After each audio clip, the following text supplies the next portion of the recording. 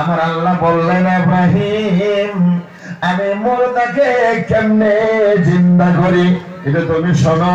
আল্লাহ পাক বলে দিলেন, ও ইব্রাহিম ইন্নামা আমরুহু ইযা আরাদাল্লাহু শাইআন আইয়াকুলা লাহু কুন ফায়াকুন।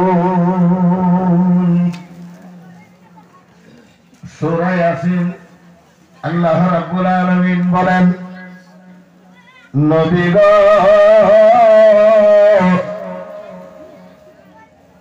আমি যখন আপনি বলুন, আমি আল্লাহ যখন কোনো কিছু তৈরি করার জন্য এরাদা করি, সংকল্প করি, আমি একটা জিনিস তৈরি করব, তখন আমার কোনো বস্তুর প্রয়োজন হয় না, কোনো সামান লাগে না, কোনো কিছুর প্রয়োজন হয় না।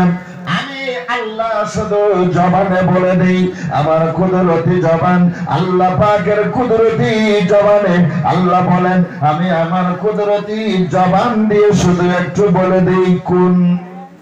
কি কয়? আরো যেটা বলেন কোন, কাফ আর নুন, কাফ নুন পেশ, কোন কাফ আর নুন, এই বর্ণ দুটো এক জায়গায় করেন, আমি শুধু বলে দেই কোন, হয়ে যাও। কি হয়? হয়ে যায় কি না? বলতে দেরি হইতে দেরি না। জোরে বলেন যাবে কি? আর জোরে বলেন সুবহানাল্লাহ। আমার আল্লাহ বলেন, আমি কোন বলতে দেরি হয়, ওই বস্তুটা তৈরি হইতে দেরি হয় না। আমার কিছু লাগবে না, আমি শুধু কোন বলে দিব, কোন বলে দিলেই হয়ে যাবে।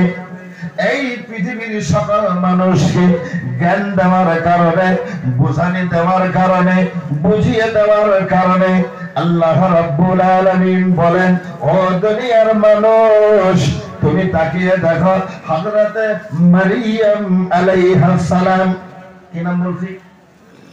আর জোরে বলুন, সবাই বলেন। মারিয়াম আলাইহিস সালাম স্বামী ছিল, কথা কয় না, স্বামী ছিল। আল্লাহ বললেন, আমি দুনিয়ার মানুষকে দেখিয়ে দেব স্বামী ছাড়া আমি আল্লাহ সন্তান তৈরি করতে পারি। জোরে বলা যাবে কি? আর জোরে বলুন সুবহানাল্লাহ।